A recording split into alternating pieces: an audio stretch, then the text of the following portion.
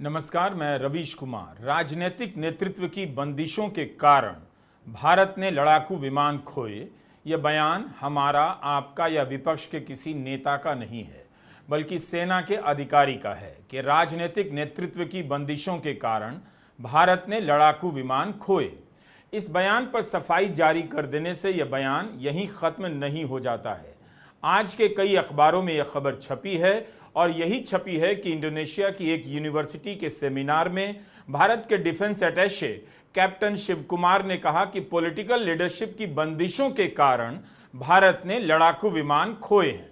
Tribune, Hindustan times, times of India, telegraph में सब जगह कैप्टन शिव कुमार का बयान छपा है। जकार्ता की यूनिवर्सिटी ऑफ दिगंतरा में एक सेमिनार हुआ। इसका विषय था analysis of the Pakistan India air battle and इंडोनेशियाज anticipatory strategies from the perspective of air power. इस सेमिनार में कैप्टन शिव कुमार 35 मिनट की अपनी प्रस्तुति में बताते हैं कि भारत की वायुसेना को लड़ाकू विमानों का नुकसान इसलिए हुआ क्योंकि राजनीतिक नेतृत्व द्वारा सैन्य और वायुसेना से जुड़े ठिकानों पर हमला करने की बंदिश थी। यह सेमिनार 10 जून को हुआ। 29 जून को द वायर की रिपोर्ट के साथ साथ इसे लेकर हंगामा मचता है।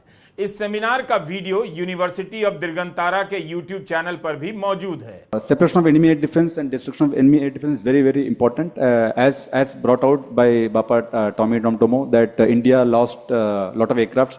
I may not agree with him that India lost so many aircrafts, but I do agree that we did lose some aircraft, and that happened only because of the constraint given by the political leadership to not attack the military establishment or their air defenses. Operation Sindoor को लेकर 3 बड़े सवाल हो गए हैं।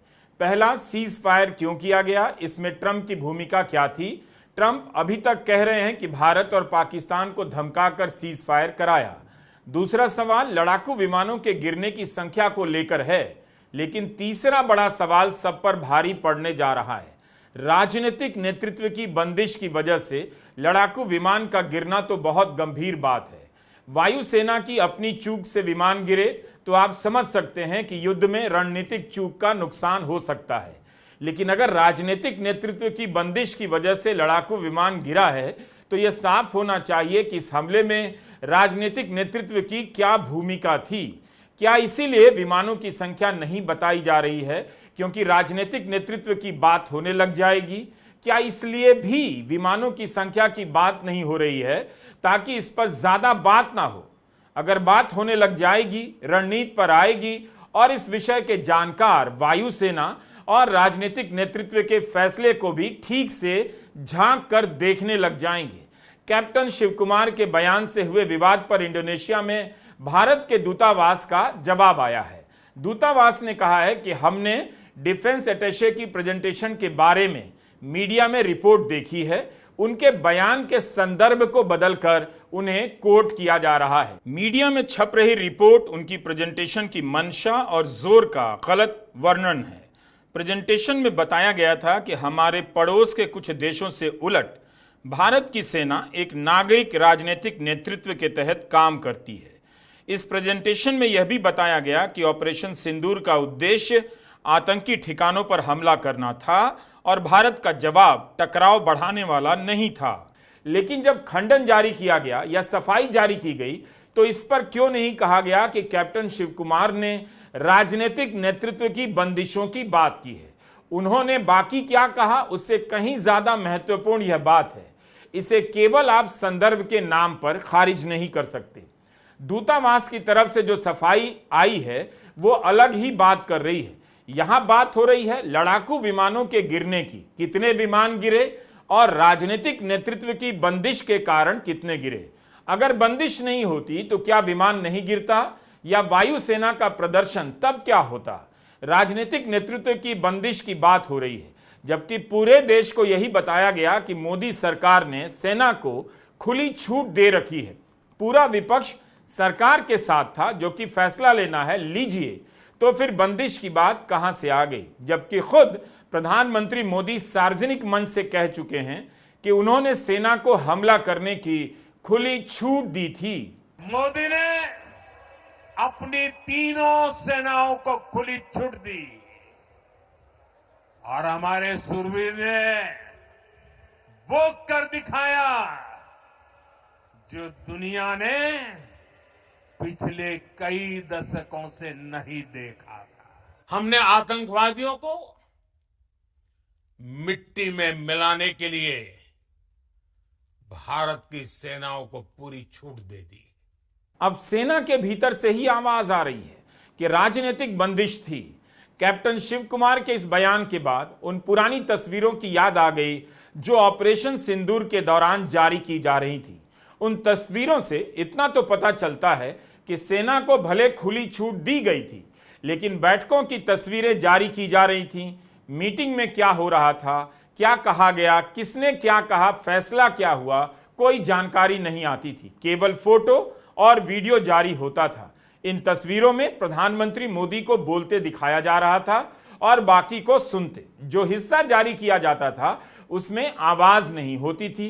कई तस्वीरों में प्रधानमंत्री मोदी, रक्षा मंत्री राजनाथ सिंह, विदेश मंत्री एस जयशंकर और राष्ट्रीय सुरक्षा सलाहकार अजीत डोभाल सेना के अधिकारियों के साथ बैठकें कर रहे हैं।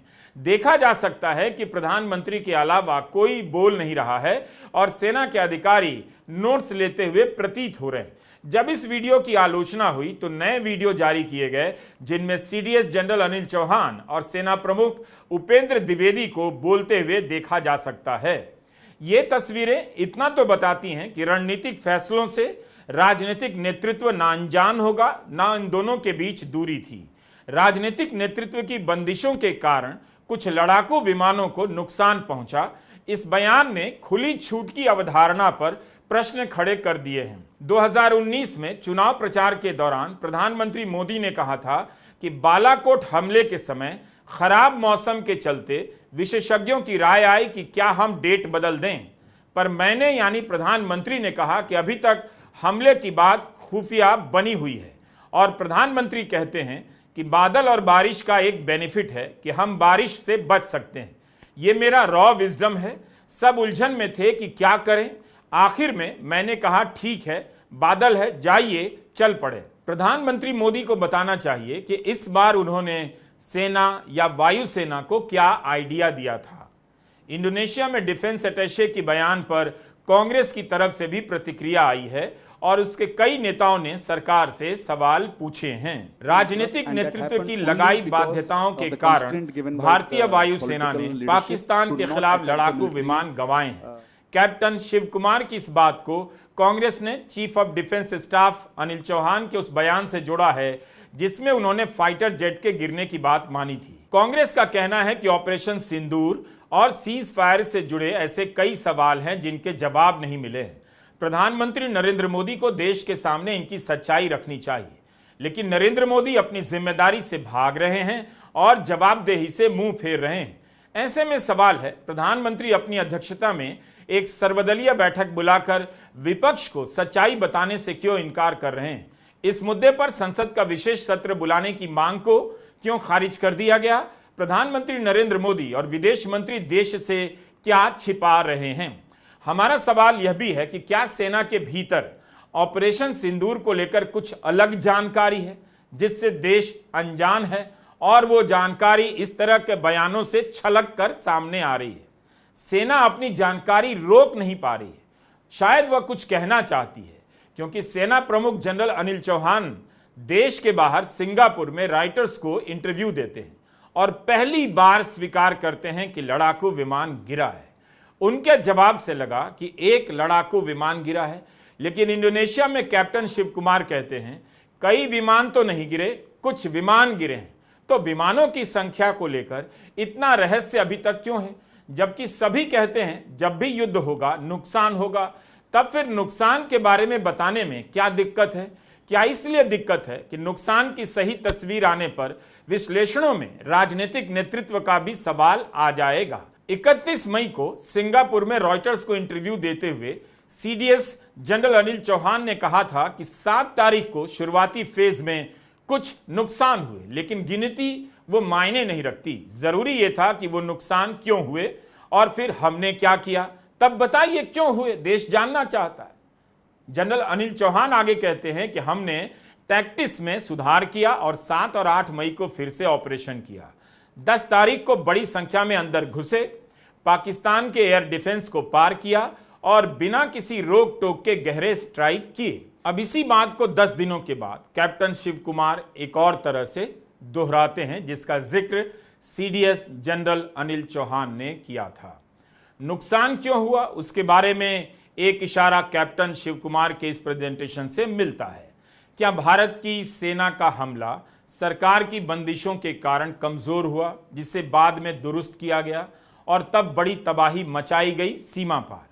रणनीतिक जानकार ब्रह्मा चेलानी ने भी 13 जून को लिखा था कि भारत के शुरुआती हमले में सैन्य ठिकानों पर हमला नहीं करने के कारण ही भारत को विमानों का नुकसान उठाना पड़ा।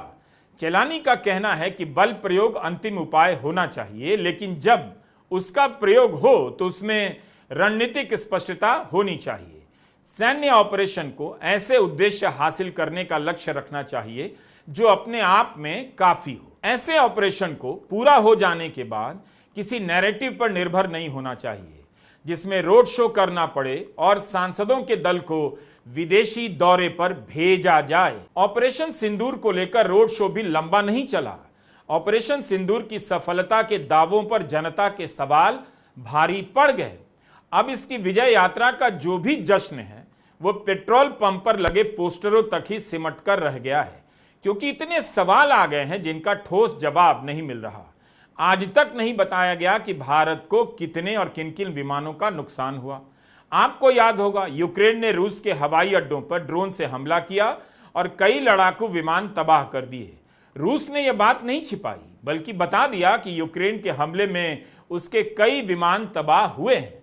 ऑपरेशन सिंदूर और रूस यूक्रेन हमले के कुछ दिनों के बाद ही एक और सैन्य ऑपरेशन इसराइल द्वारा ईरान के खिलाफ किया गया, operation rising lion.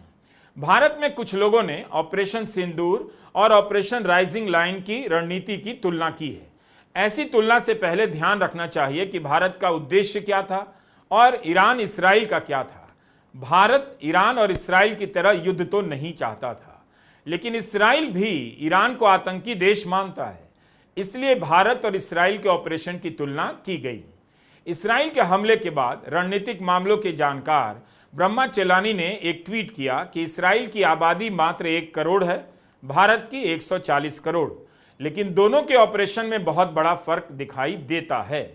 Brahma Chelani के कहने का मतलब है कि इसराइल ने एक झटके में ईरान की सैन्य लीडरशिप और उसकी सैन्य शक्तियों को काफी नुकसान पहुंचा दिया। ईरान के मिसाइलों के जखीरे पर हमला किया गया।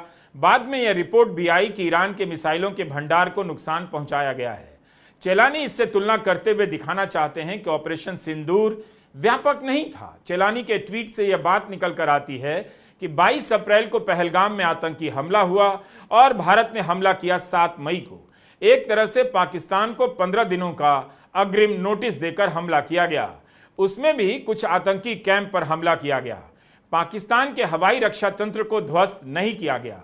इस रणनीतिक चूक के कारण भारत को कुछ लड़ाकू विमानों का नुकसान हुआ।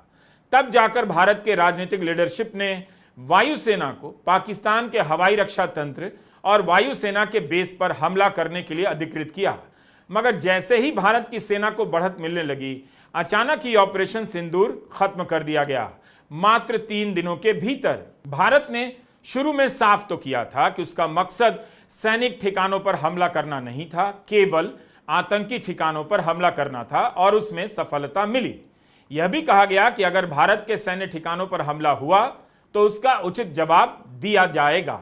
ऑपरेशन सिंदूर के एक दिन बाद 8 मई को कर्नल सोफिया कुरैशी ने बयान दिया, बताया कि 7 और 8 मई की रात पाकिस्तान द्वारा उत्तरी और पश्चिमी भारत में सैन्य ठिकानों पर ड्रोन और मिसाइलों से हमले का प्रयास किया गया।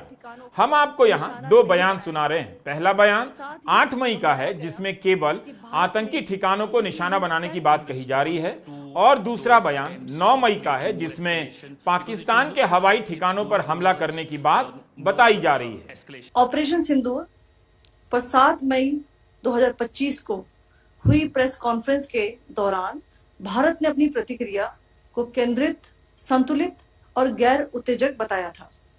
यह विशेष रूप से स्पष्ट किया गया था कि पाकिस्तानी सैन्य ठिकानों को निशाना नहीं बनाया गया।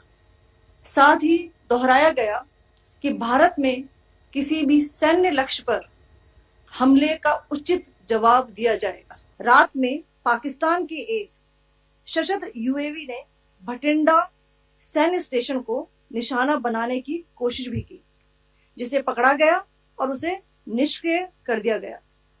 पाकिस्तानी हमले के जवाब में पाकिस्तान में 4 हवाई रक्षा स्थलों पर सशस्त्र ड्रोन्स लॉन्च किए गए। इनमें से एक ड्रोन एडी रडार को नष्ट करने में सक्षम रहा। तो इससे यह अंदाजा मिलता है कि भारत को रणनीति बदलनी पड़ी। हमले के पहले चरण और दूसरे चरण में काफी अंतर है। अब यह अंतर क्या इस वजह से है कि पहले चरण में राजनीतिक नेतृत्व की बंदिश थी और दूसरे चरण में सेना ने अपने हिसाब से कार्रवाई की तो बड़ी सफलता मिली। इसके बारे में सरकार ही बेहतर बता सकती है। अब हम आतंकी ठिकानों को तबाह करने की खबर पर आते हैं। इस पर किसी को शक नहीं कि आतंकी ठिकानों को तबाह नहीं किया गया है, सब मानते हैं किया गया। लेकिन जागरण की एक खबर उस सफलता के स्थायी होने पर सवाल उठा रही है।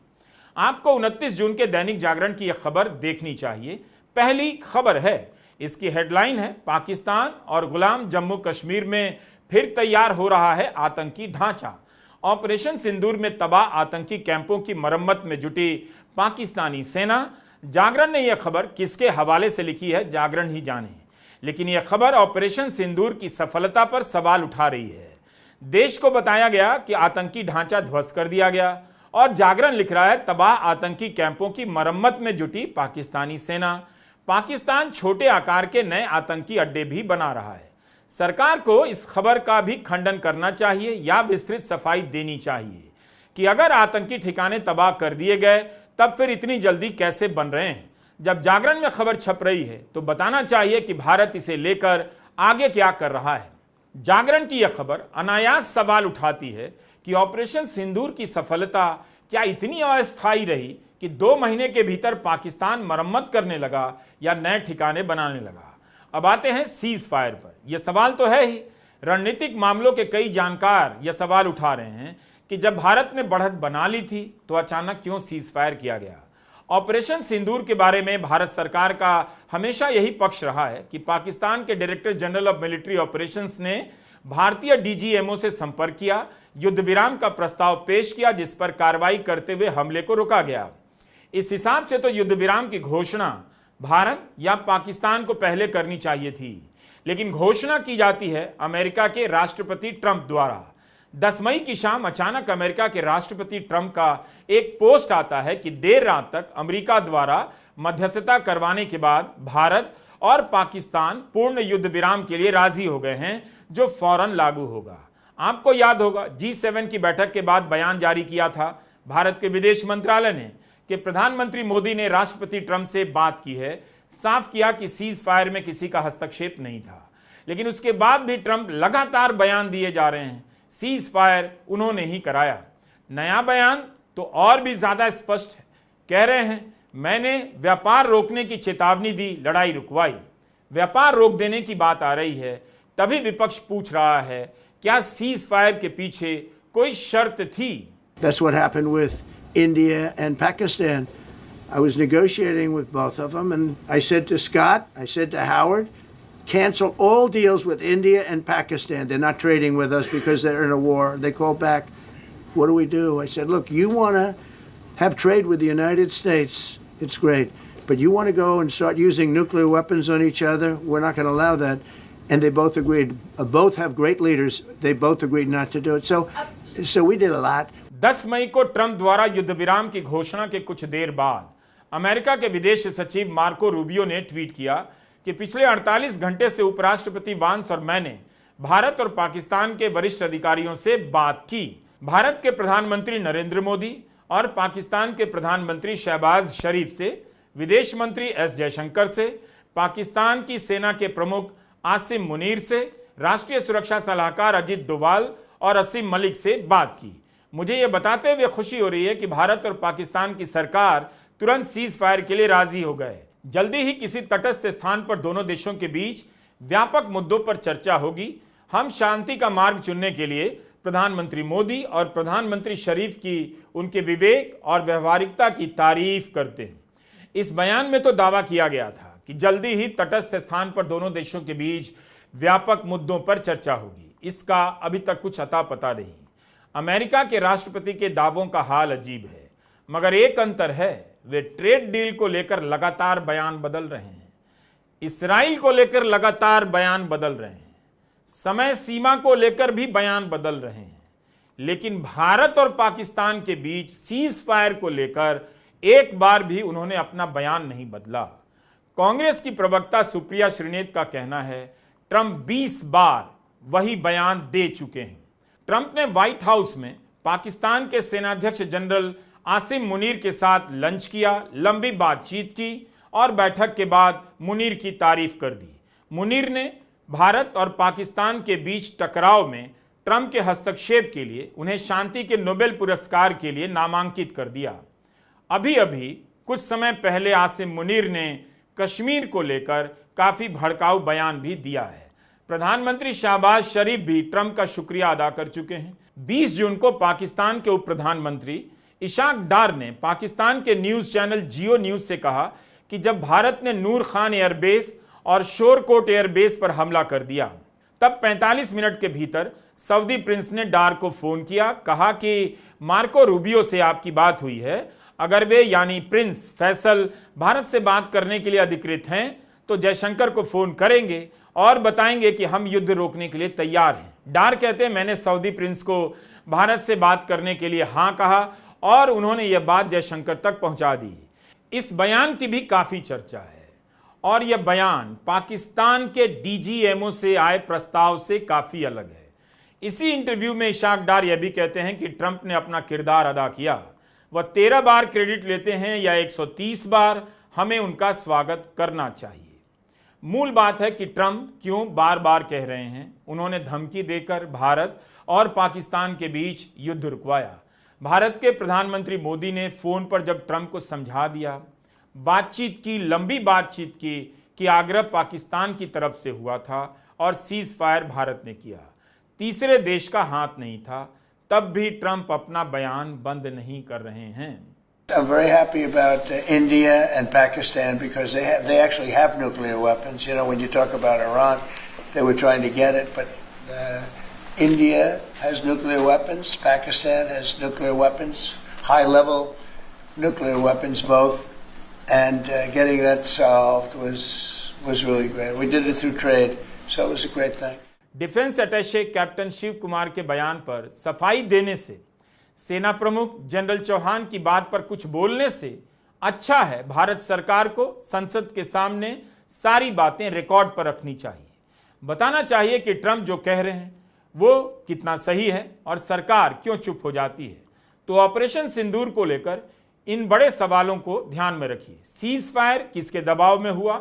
जब भारत ने बढ़त बना ली थी तब क्यों हुआ? भारत के कितने लड़ाकू विमान गिरे? इसके बारे में आधिकारिक तौर से क्यों नहीं बताया जा रहा? और राजनीतिक नेतृत्व ने ऐसी कौन सी बंदिश लगाई जिसकी वजह से भारतीय वायुसेना के लड़ाकू विमान गिरे?